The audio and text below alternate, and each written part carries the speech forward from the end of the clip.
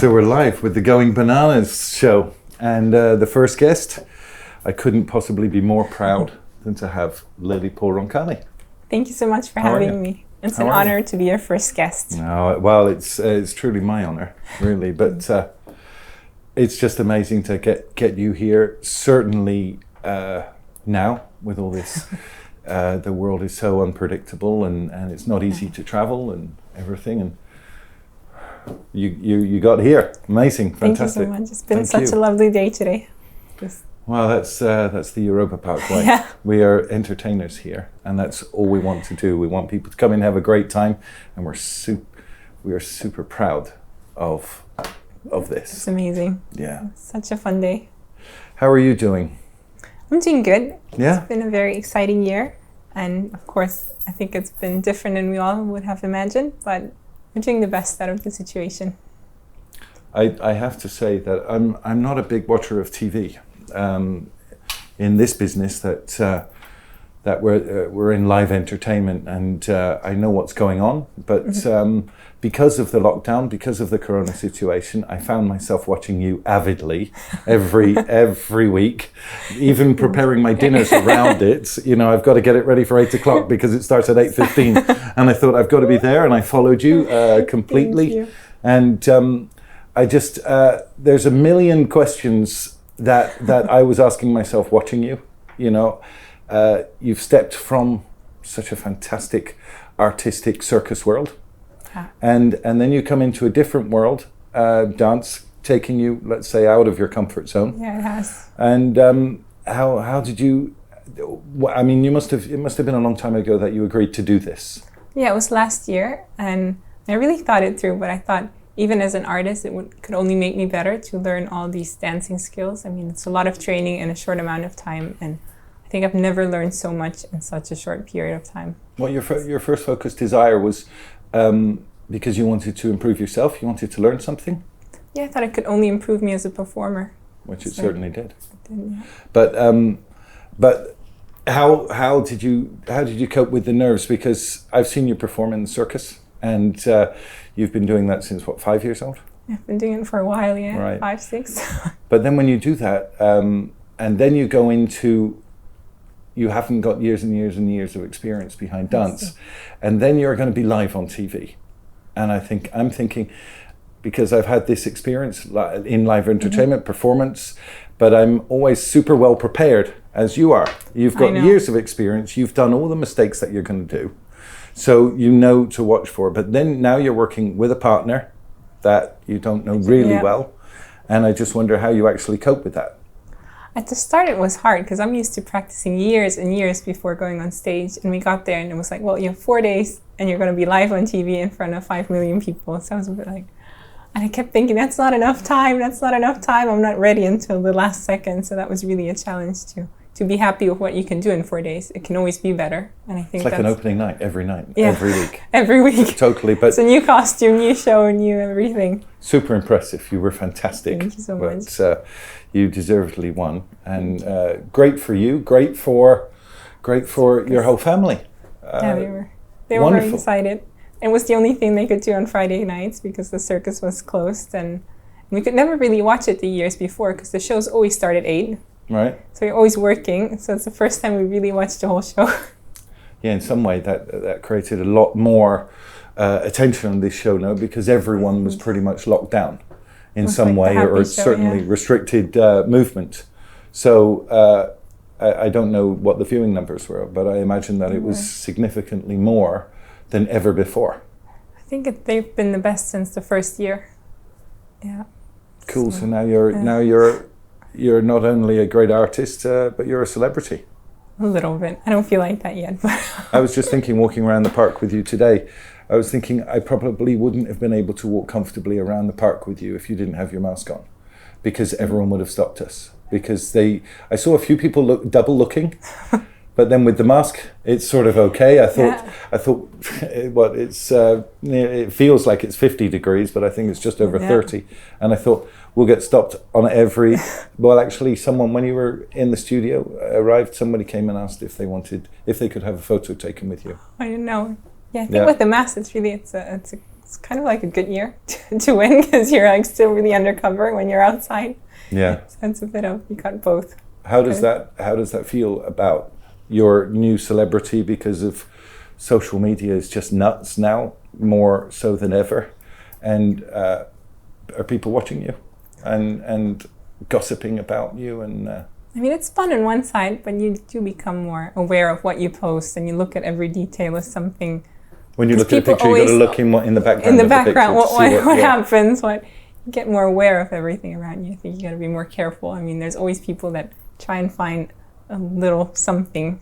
Yeah, I heard you've got a career-ending injury, right? Yeah, but I'm doing just fine, so I don't know. Oh, well, you seem to be coping with that. Good. Yeah. That's another thing I thought, that I read that story, and having been in a similar art than yourself, albeit I was on ice and you were roller skating, and there's a lot of stress on your body, and I thought we spoke about it, we touched on it about it earlier at lunch, that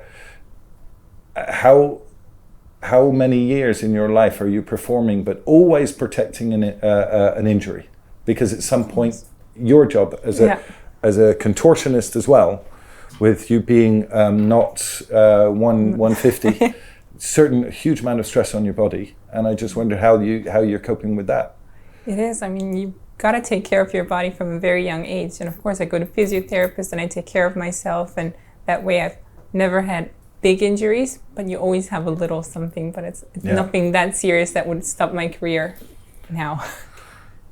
No, I think as I got older as an artist, I realized that the preparation time for one show is much more. When I was maybe your age, maybe I took it for granted that I was invincible and nothing could happen. But certainly as you get older, it takes longer. You arrive 1 hour and 2 hours before the show just to get ready for your. And I just thought, and then somebody picks up what Bill Zeitung or somebody says, oh, you've got a big injury and it's nothing to worry about. Yeah, to say that the career is before an end and a show that I really loved made me sick, I would never say that, because that's just not reality. So I was a little upset about that. But anyways, with social media these days, it's like a positive side. You can always defend yourself quickly. Yeah. Yeah, that's cool. There's another thing that when I knew that you were available to come and be on the show, I was just thinking that, you're obviously from the celebrated Roncalli circus that your father created, and I thought, when you were growing up, a tiny little girl, did you feel at some point your whole destiny is already written? I think for me, when I was like 5 or 6 years old, I went into the circus, and before that I didn't really know what I wanted to do. And I seen a contortionist. What, at 5 years old you didn't know? I didn't know what I wanted to do. How could I? But I seen a contortionist and I was like, that's what I'm going to do when I grow up. And I started practicing from that day on. And I think it was just like I found my passion in that moment. So I never felt forced to be in that business, or it's what I always wanted. Because your mother's quite tall. Yeah. So did they realize that you were probably going to follow your mother's height? Yeah. In which case, being a contortionist, I've got to say it's absolutely beautiful to see a taller artist, but the physical demand is considerably more. Yeah, so did they not say when you were 5 years old, I want to be a contortionist and turn myself in like a pretzel? And I thought, how is that going to? Did nobody say you might want to be careful with that because it's really going to hurt you? Well, yeah, they did tell me that, but I didn't care at that time. I mean, I was still tiny, and you're like, I don't care. I'll do it. I'll be the tallest contortionist out there, and that was what I was thinking. So I really didn't. Well, but as kids, we never think anything can happen. Yeah. We think we're going to be stars forever, and it just, well, great that you're doing it. So you started doing the contortion. Yes. And then after that, you did the roller skating act. Yeah, I started skating when I was 13, I think. Yeah. So. And how does it go with your dad being the boss, as well as the creator, as well as your dad? Well, at the beginning, we didn't tell him that we were practicing a roller skating act. We always practiced at night, and he kept just hearing the sound of it. And he was like, "What's going on in the circus at night till 2 a.m.?" And we only showed him once we were done because we knew if we would tell him before that, he wouldn't want us to do it. You got away it's with too that? dangerous. You got away with that? I think he kind of knew at some point, but he just let us do our thing. But yeah. So then, and then he liked it and let you do it? Yeah, luckily. Yeah, luckily. Well, and you're still doing it? Yeah. You did it last winter, now you said? Last winter, yeah. With your sister and your brother, or? Yeah, we're in 4 in total. I have a partner, my brother, and my sister. So, yeah. Which do you like best? Contortion or skating? Or Yeah. Well, contortion, it's like my true passion. I like skating, but it's just what I always wanted to do and what I always trained for. Which is the most physically demanding? I think contortion as well, for me. Yeah. Are you naturally really, really stretched out, really loose, or do you have to really, really work on it all the time? I was very flexible as a kid, but of course, as you grow older, you have to practice more and more, and you feel the difference each year in your body. You can start to. I see my warming up time gets longer. So you know, with respect, you're in 10 years' time, that's going to be a tough thing to do. Yeah, I think so. I don't think I'll be. Well, who knows? Maybe, but I'll probably change to something different by then. Well, there's enough chances in Roncalli Circus. Yeah, right? I'll find something to do. Yeah, definitely. And how does that go? When you want to do something, and then you've got your brother and you've got your sister. It's the 3 of you, right? Following on from your father.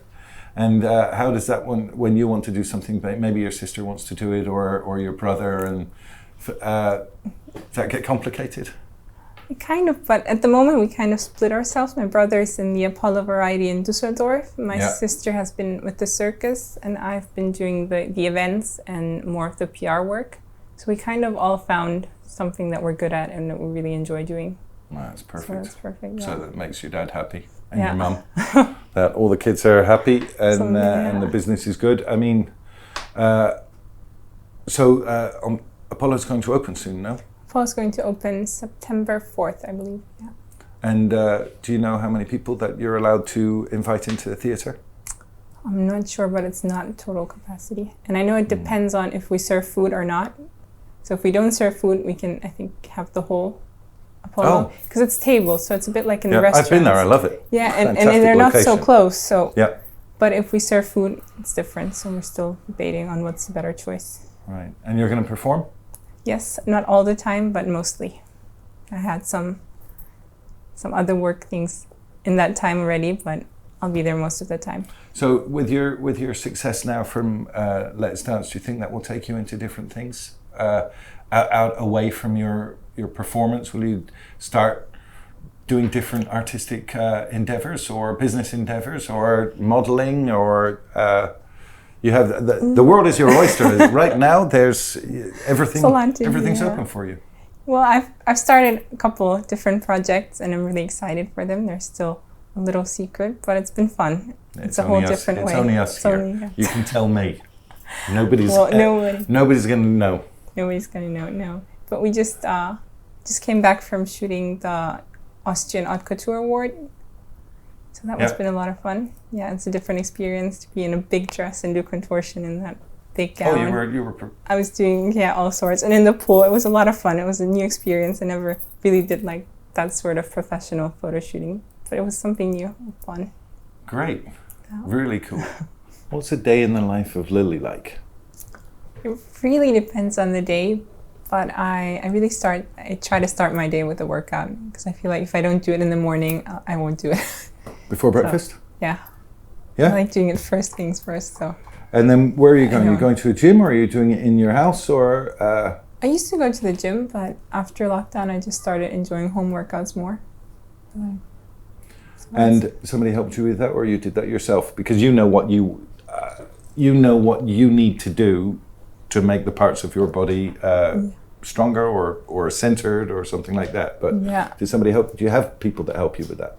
Yeah, it's a bit of a combination of what I prefer. Like oftentimes when we're on a show with dancers, a lot of them are Pilates instructors, so we do like little workouts together. So I kind of put together my favorite workouts.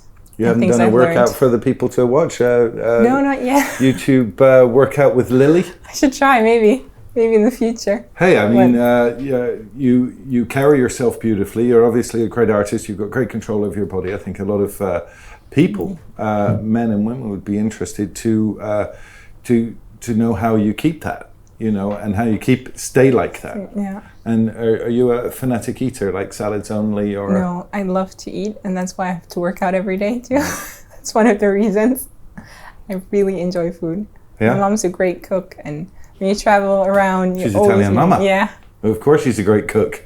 We eat a lot of pasta and a lot of carbs, so yeah, I do have to take care. A lot of garlic? Not so much. No? No. But yeah, a lot of good stuff. Where's your mom from in Italy? My mom's from Verona. Oh, beautiful. Beautiful, yeah. Well, beautiful. Very close village, but yeah. Verona's a beautiful city. Yeah. But then I was thinking, your father's from Austria, your mum's from Verona. Yeah. What language are you thinking in?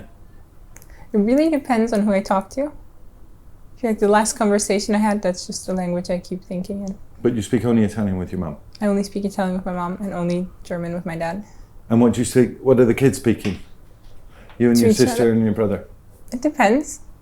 What do you speak when you're really mad? Italian. Of course. It's better. Of course.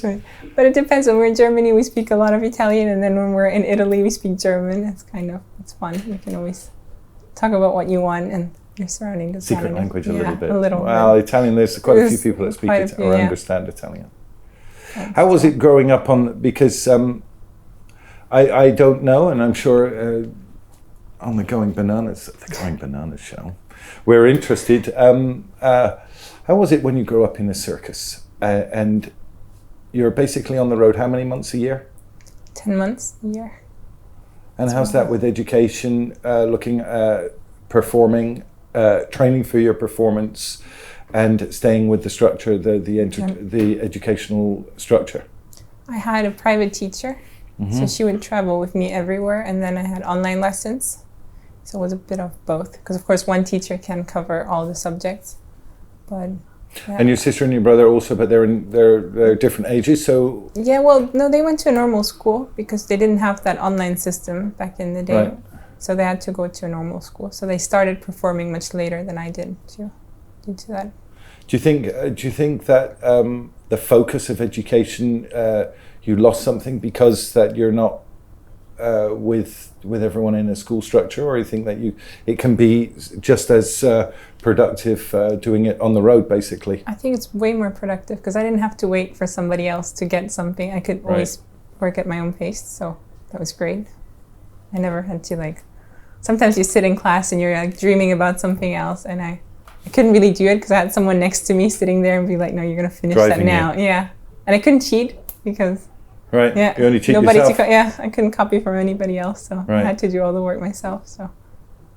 And now you're, it seems stupid that I'm saying that now you're older, but now you're an established, very, really high level artist. How is it when, do you have any communication with younger people that want to do what you want and look at you and go, I want to do what you want to do? And do you have any, do you help anyone or? Well, it's hard because for a really long time I was the youngest at the circus. And once I left, then younger people started coming. So I never really had so many kids around me, but it's a lot of fun when kids do come to practice with them. But of course I can never stay that long to practice each day. But I used to practice with a circus artist and I asked her for help. So I'm very happy when somebody asked me because I remember how I looked up to the artist that helped me. Right, you've had some of the best artists in the world performing with you, and then you can call on fantastic international artists from all over the world to help you perfect every part. Fantastic. Yeah. Really good. Wow, great. It makes the whole Roncalli product great.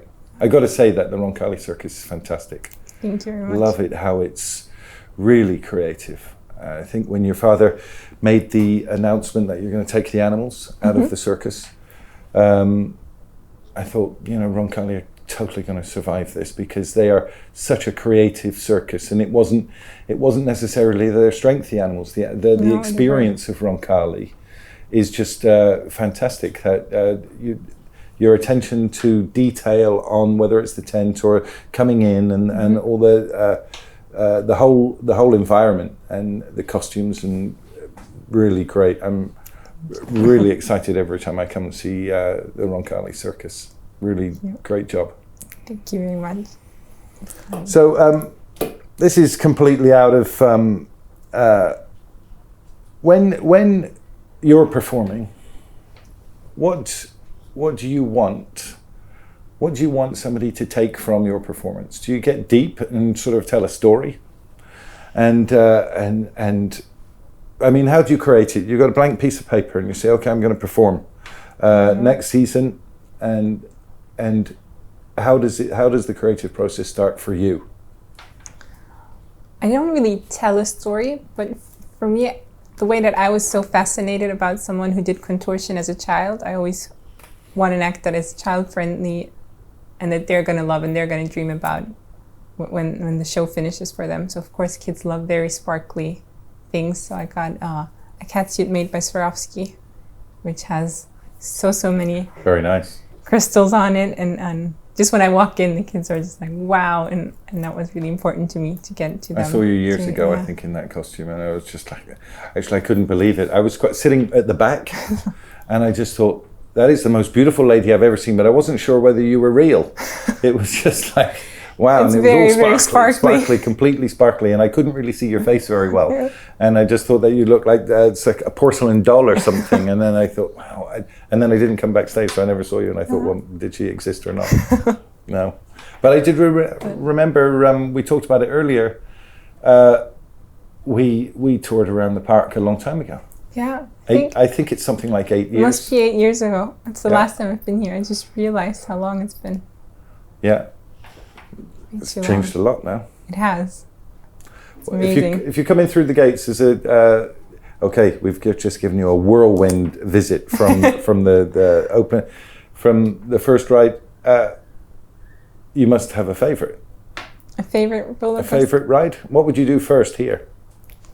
I think my all-time favorite is still Silver Star.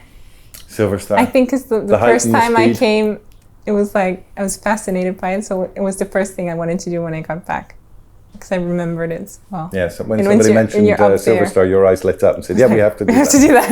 Yeah, I thought you were going to say, no, I don't want to do that. And it was like, no, we are doing that. You did it twice too. No discussion. Yeah, I want to do it at the front and the back. Yeah, I was surprised that last little kick. It's just really cool.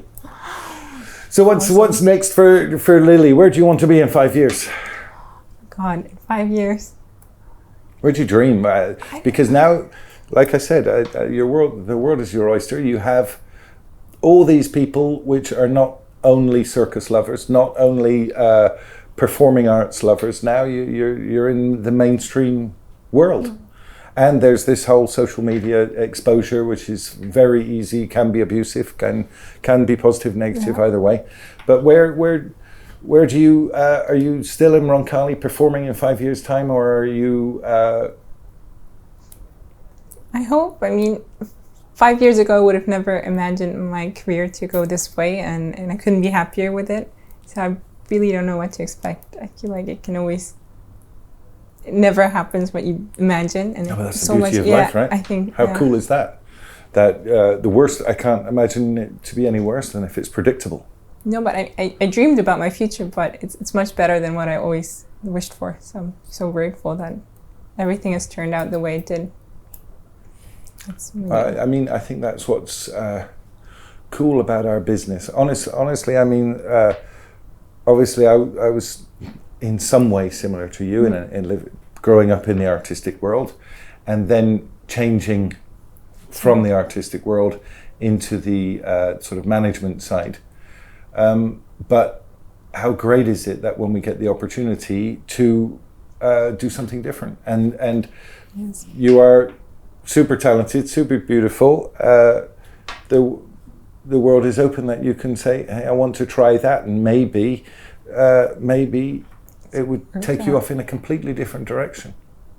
It's been really great, and I hope it continues to go like that. And of course, there's many changes that have to be made in the next couple of years, and just see where it's going to take me.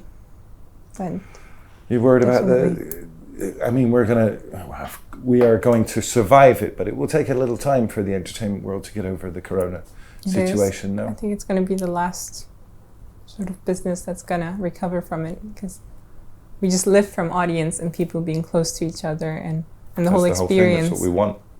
Yeah. So even if you build a bigger tent and you have less people, it's not the same, I think, for the performer, but also for the audience. I think you really enjoy the energy is much stronger when the people are more compact. And I mean, we're going to have to find a way to. But I think that we are, like you say, I think we're going to have to be creative and find a way how we can still entertain the guest, still share an emotion with them, which is what we're all about here. Giving them an emotion, whether it's a roller coaster, whether it's a high-speed roller coaster, or the Food Loop restaurant, which is a great experience. Not necessarily, it's not thrilling, but it's hugely fun. And I think in the show business, whether it's the variety business, which is what your Apollo is about, and the circus, I think certainly we're going to have to address those concerns. And I think your whole family and your father are super creative, and I think you will succeed. But it's not going to be easy for the next year or so to earn the trust of our people, our guests again. That we.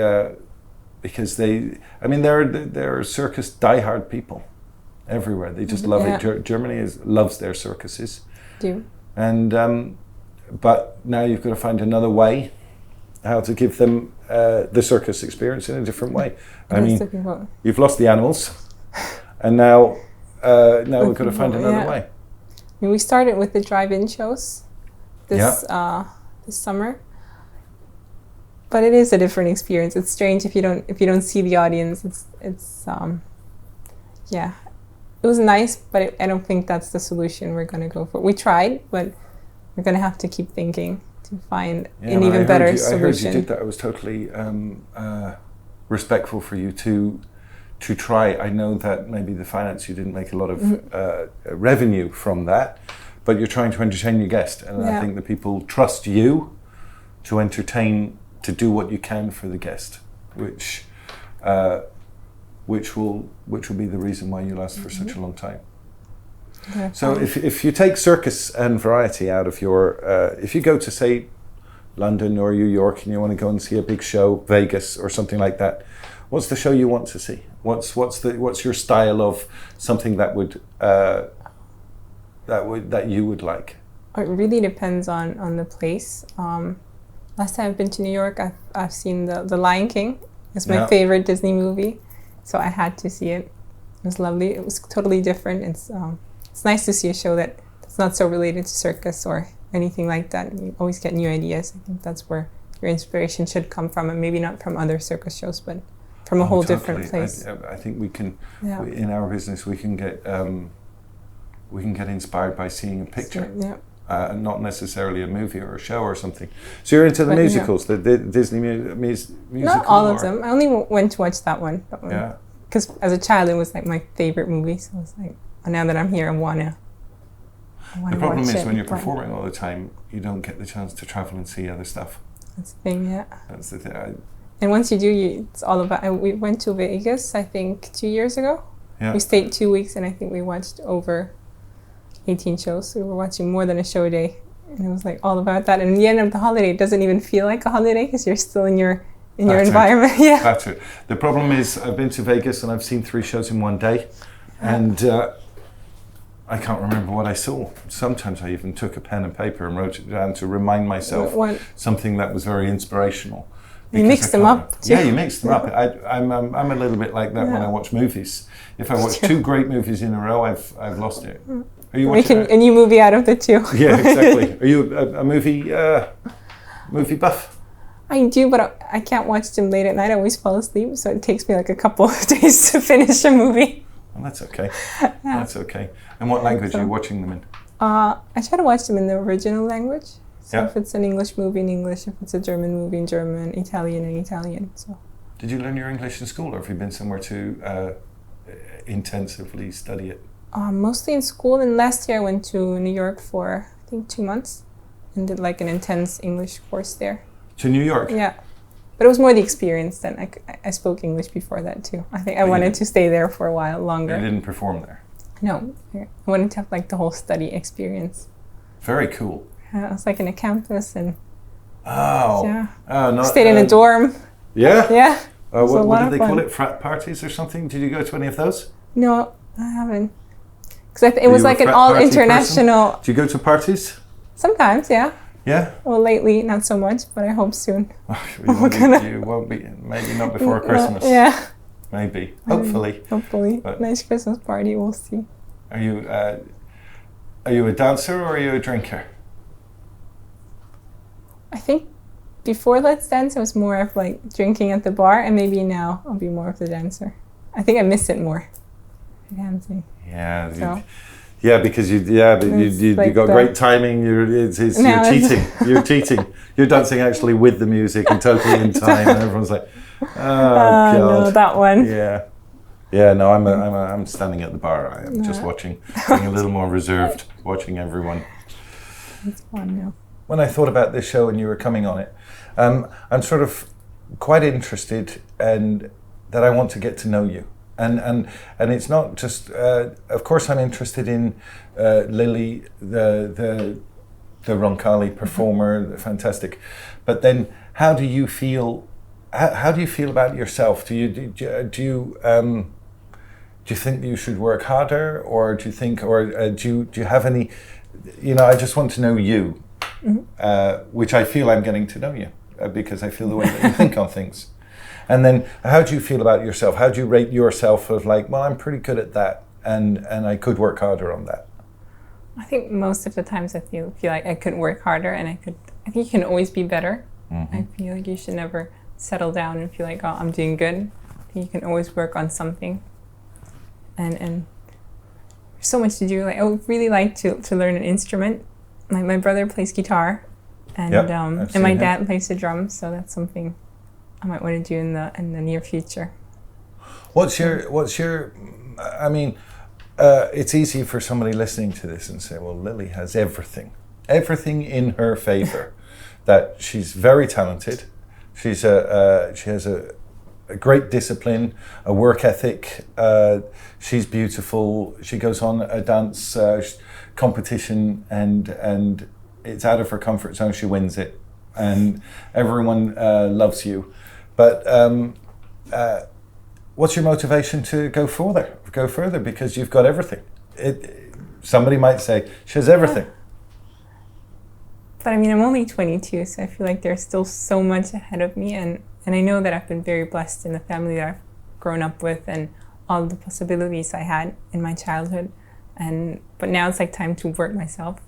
Like, I can't always rely on my family doing everything for me, or put yourself out there and prove that you can do something by yourself too. You don't always. Well, like your father's changed the Roncalli over the years, we all have to adapt. What do they say? Adapt or die? No. Yeah. Change or die. Change or die. No, that's the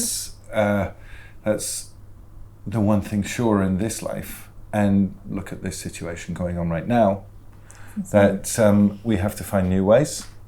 So, but you want to work hard on yourself. Where in a different as a contortionist, as a different art, would you like to do a different performance in the circus?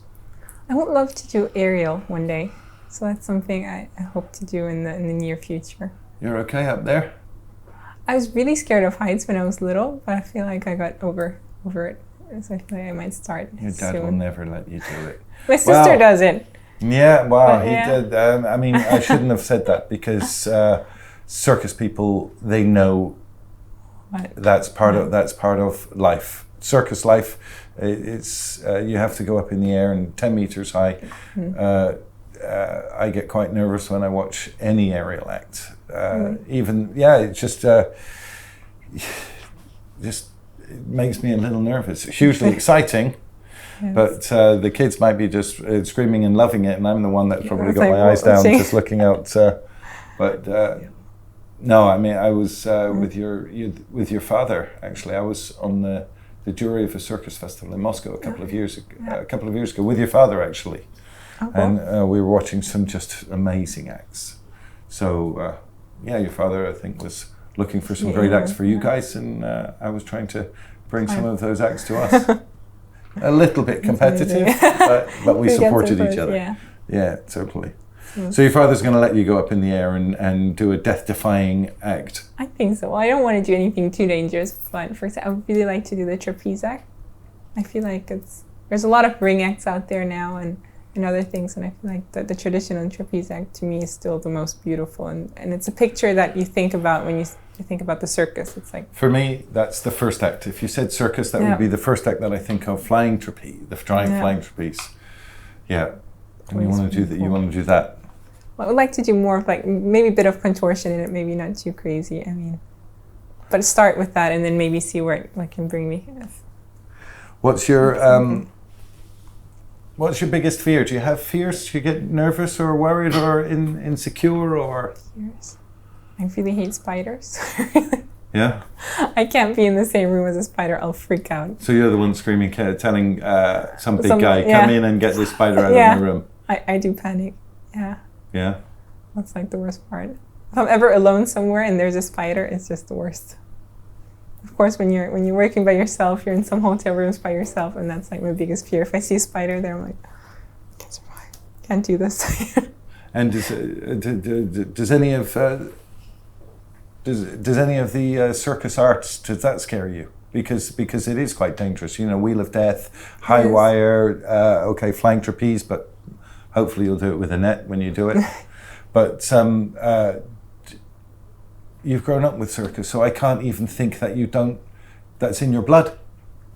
It's just, it's not for everyone that's listening to this show. It's not, circus is a great thing that it's in everyone's DNA a little bit to go as a guest. But I've always appreciated yourself, your family, or circus people to support this, which is something that most of the people can't really appreciate. I mean, fear, I think, even in the circus, I think my mentality is even on the street, something can happen if you cross the road. So I'm not really scared to go back to that question, but yeah. I mean, something could happen anywhere, so you should just live your life. Nothing's going to happen here, in here. No, we're good. Yeah. You know what I mean? I mean, if you start living with too many fears, I think you just don't enjoy it. Maybe the fear of the social media. Like somebody said, you've got the smallest little injury, or actually said that it's making you ill or something. Yeah. Fear, I think it's a big word for that. To me, it felt ridiculous when I read it, because it was just something I never said, and I was a little mad, but got over it after a day. But yeah, it's not something that scares me, because I feel like these days you can always.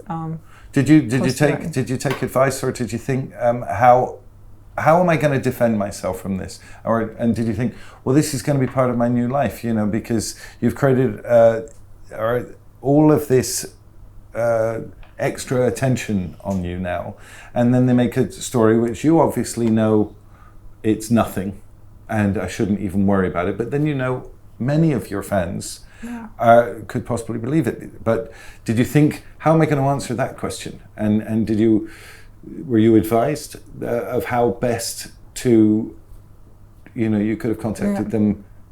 Maybe. Which is probably why they did it. They would have loved you to do that. Well, I think every 22-year-old, the first thing you do is go on social media, and it's so natural for young people to say your opinion and what you think or your statement on social media. That was the first thing that came into my mind. But it can be taken out of context so easily. That's the trouble. But once you write it yourself, it's that little, they can't really, because it's written and it's what you said. Yeah. So to me, that was like the safest thing, because everyone could go back and read what I said about it. Well, like you said, they didn't particularly like it because it came out. It was the whole story was squashed immediately because you said, "Hey, I'm fine." I mean, to me, the first thing I thought, of course, as an artist, I was like, to me, that was something that could even be career damaging, and that's why I thought, no, I want to defend myself and say, look, I'm fine. Because if you say I said my career is ending, it's not the best publicity for myself. No, I mean, that's what you work for all your life, and then. Well, and that's and yeah, you don't want that. I mean, you just want to care about yourself, your performance, and come and enjoy. Because as much as the people enjoy watching you, I do honestly believe you have as much fun as they do by performing for them. So it's a quid pro quo kind of thing. All of your years of work and dedication and work is. And then eventually you're just having fun, right? Yeah. Because that's what gives you pleasure. It's not a job. Somehow I don't feel, I mean, my family, I was in the artistic world for many years. I don't think anyone thought I ever worked a day in my life because they just said, you're just having fun. It takes a lot of rehearsal and a lot of practice. And there's a lot of ups and downs. You must have experienced, you must have felt that yourself, where loads of times you thought this isn't going to work. There's moments where you're like, that can work, or even I think one thing that makes circus people so different from people that have a normal job, a circus person would never say, oh, I call in sick. I think we all know how performers work no matter what. And I didn't want to come off as somebody who complained about something, because I know like the mentality of my grandfather, and everyone is always keep going. And there's been people with 40 fever performing, and I feel like that's something that's so in your head when you grow up in a circus family, is that you always do everything to be on stage. Definitely. Definitely. And I think that helps you in whatever you do for the rest of your life, whether you branch out and you do different projects. I think that work ethic and that discipline will help you to succeed in anything else, because like you say, you are never going to quit. And never just say, I'm staying in bed today, I'm not going to train. I'm going to do it every day. Push, always get better.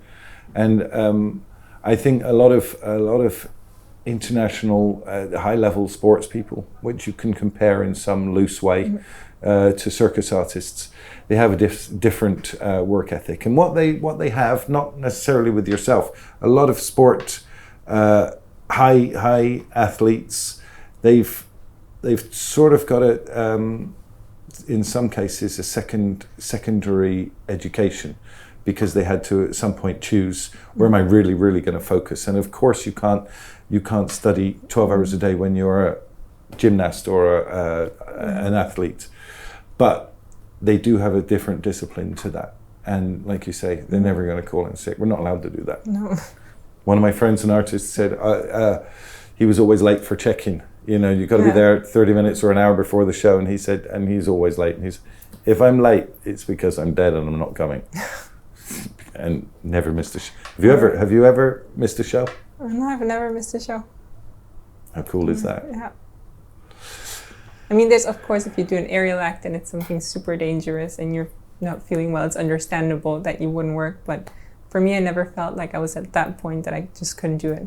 I always felt like I could still perform, and my acts are not as dangerous, so I think it really depends maybe a little bit on what your profession is. Going back to the Let's Dance thing, because I couldn't even guess how many thousands of shows you've done for Roncalli, but Let's Dance is different. It's live TV. There's not 1 second negotiable. You're going out right now. And with as we talked about, very little preparation. Yeah. Didn't you, what were you thinking? I thought about that while I was thinking that, and they said, that we're going to commercial or something. And Lili, okay, and I know you've got that one minute sort of pre-intro thing where they're talking about you. And I thought, because it's different. It's not like a gala night at Roncalli or one of your shows. It's not the same at all. No, it's not. Live TV is complete, and you had no guests, right? You had no audience. That really changed the whole thing. I felt so comfortable the first couple of shows with the audience. It was even kind of round, and I felt like, oh, this is like the circus. And the one mistake I kept doing is I kept looking at the audience instead of the cameras. So they were like, no, we're in TV. You gotta look into the camera, not look at the people and be all nice. And something I had to learn, but then the audience. Yeah, it's completely different so when you because when I'm watching it on TV, as with all the other 5 million people, you have to be your job is to give me your lifetime best performance, or at least give me that impression. Yeah. And if you don't feel good or something, you still have to give it to a little camera where you have no feedback, no applause, no nothing. Must have been really weird to just go crazy, going bananas. Yeah, going bananas. What did you say? Going bananas. Thank you. I'm sorry, I didn't hear you. Can you say that one more time? Going bananas. Thank you. No, but I mean, so you're going bananas on Let's Dance, but no feedback at all. You know, it's the same for us when we do a rehearsal and there's nobody there. We try to do the same, but it's not 100% the same. You don't empty your soul. But there you have to empty your soul. It's tough. But I have to say, all of our competitors, we really tried to support each other and try to make the applause at least what we could do, even if we were only 4 or 8 people. So we really tried Massimo hard. a lifelong friend now? I think so, yeah. I really got along well. Of course, we have a lot of different jobs and you're all over the place, but... It seemed like that you really gelled, totally. Yeah. I loved, his performance was fantastic. He's amazing. Dancer, really fantastic stature and character that he gave, but it gelled really good. Yeah. But then each week a different... you must have, obviously there were some musics that you thought, oh, this is not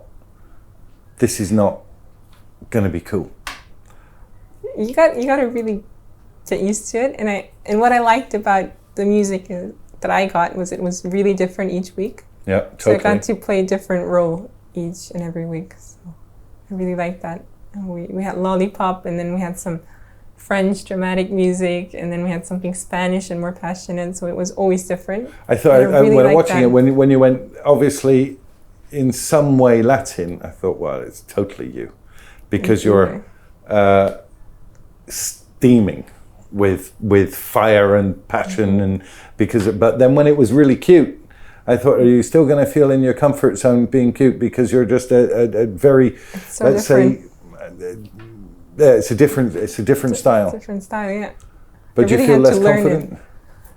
Well, maybe not less confident, but it was definitely something I had to practice harder. Like we would really practice like it would be in this show. Like you know, sometimes when you do rehearsals, you're just like doing the steps or doing the dance, but your face and your emotions are not really there.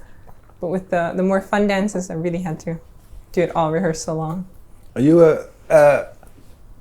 did you, the whole time you were performing, did you feel like it was a competition? No. I only felt it like the last 2 shows. Yeah? That's when the pressure gets higher, and that's when you're like... but before that it was... Semi-final and final, I think you couldn't get it more tense now. It was really That was really tense. Even the rehearsal day before, I messed up everything. I banged my head against Massimo's. He almost fainted. He felt... Saw that. Yeah, we couldn't do the rehearsal that day, so that's when my nerves really started kicking in. But are you, by nature, are you a competitive person? Yeah, I would say that, yeah. Yeah? I do like a little bit of competition. Yeah. I think it pushes you. With your brother and sister, were you playing cards or doing something you wanted to be the one to win? Yeah, kind of. I always wanted to win, yeah. Well, I think that's a trait of an artist now, somehow now, because you do judge yourself against your peers and other people. You know, you want to be more beautiful, you want to be more flexible, you want to get the biggest applause. That's what we do. But it's still so different, I think, from the dancing to the circus. I feel like in the circus, everyone has their own act, and you don't really compare each other so much. I think, do you not think so? I think in dance competition, I think that's much harder. I'm not sure, but I feel like because you're there doing the same exact dance maybe that night, and you would never be in a show and have like 3 contortionists. No. So you don't really. So the comparison's much bigger there, I think. Yeah, but you also want the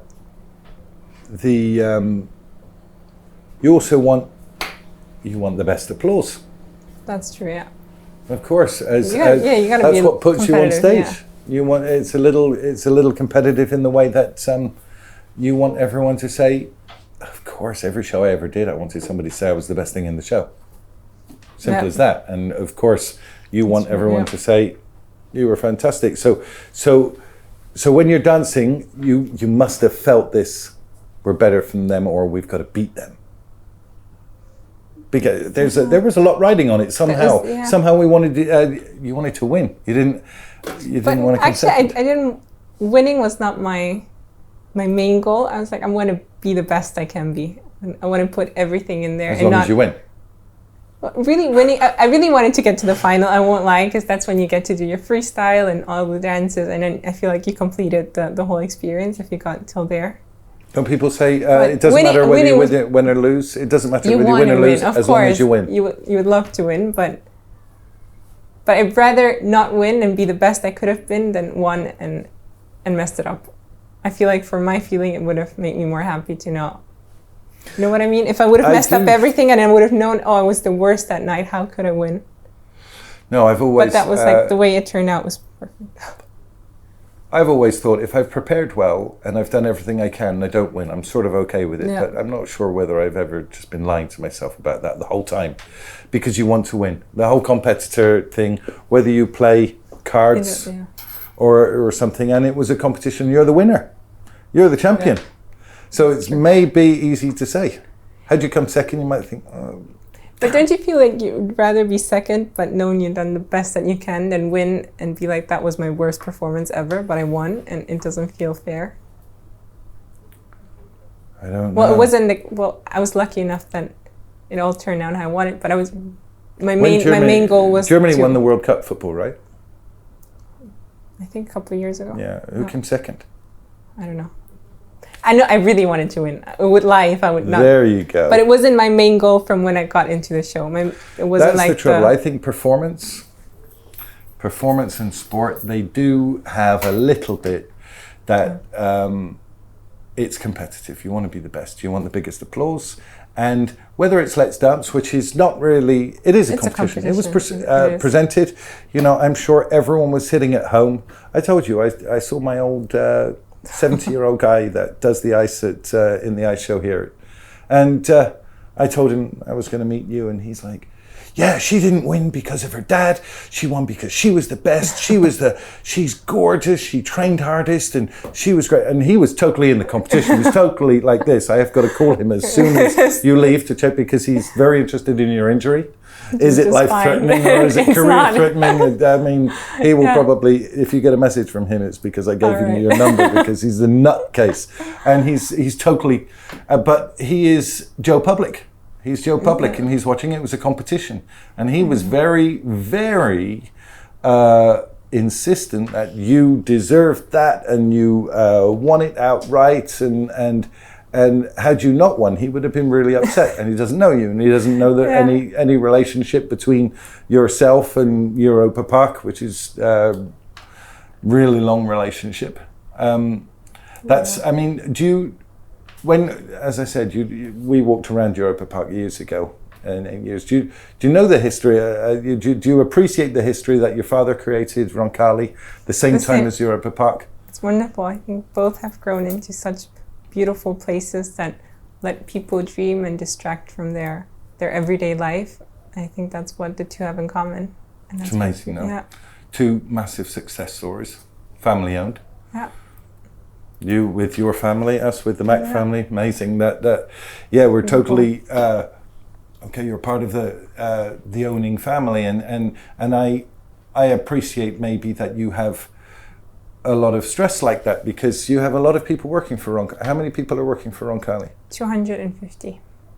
So all these people are working for their family. They're supporting their families, and then there's a snowball effect of how many people that the Roncalli support. You know, there's all the cities you go to, which are obviously supporting the local income of the traveling and all that stuff. Do you feel a sense of responsibility of, you know, circus will change. Circus has gone through some changes, as we spoke about. You're on the winning side of it, because I think your concentration is creation rather than just simply traditional circus. But do you feel like a little bit of self-responsibility looking at your sister and your brother saying, we've got to get this right, because it's not just us, and it's not maybe sometimes it's not a financial decision, it's a human decision, because you're supporting so many people in each city, employees.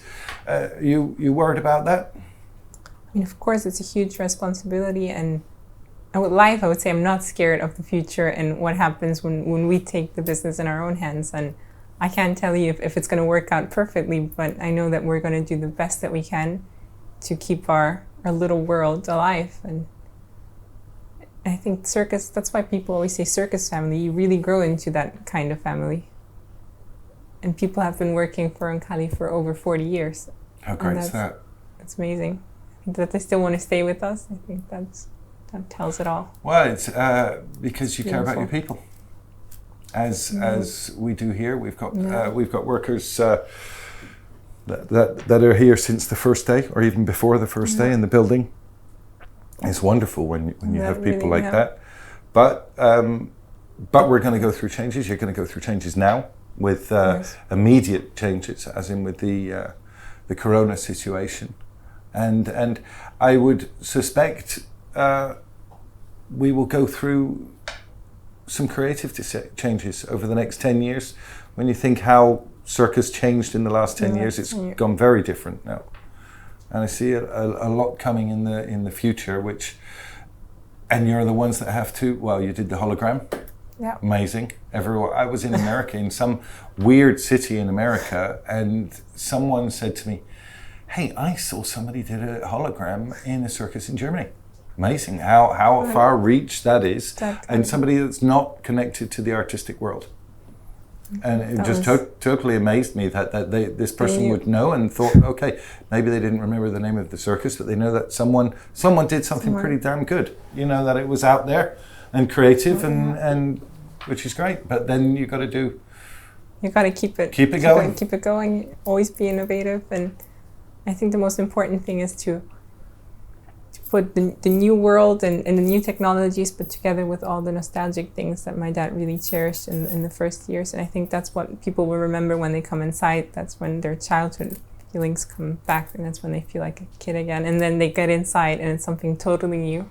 I think that's the right mix. Totally cool. I've met your father a few times, and he's totally inspirational. How maybe I didn't appreciate how creative he is, and his attention to all the little details. Like you say, share the experience, share the emotion, which is what we're trying to do here on a daily basis on every different age group of people, as you are. And like you say, we're both we have some synergies. 45 years old, we're both there, having to find creative ways to adapt, take care of our guests, take care of ourselves, and really cool. Awesome. Lili Paul-Roncalli, thank you very much for coming on the Going Banana show. God, I just had to think about that way too long. Going Banana show. You nearly said Blue Banana. No? Yeah, that was what I was thinking. No, but that's really cool. I can't be more happy than having you as the first guest. I'm really, really grateful that you're here, and it's thank you so much. Fantastic. And I hope the people that listen, they just go, you know what, she's a really, really nice lady, and not just what we see on the TV, that you've got a heart and you've got a mind, and you're very creative and super talented. Thank you very much. Thank you for coming. It's lovely being here. Thanks. Thank you. Thanks.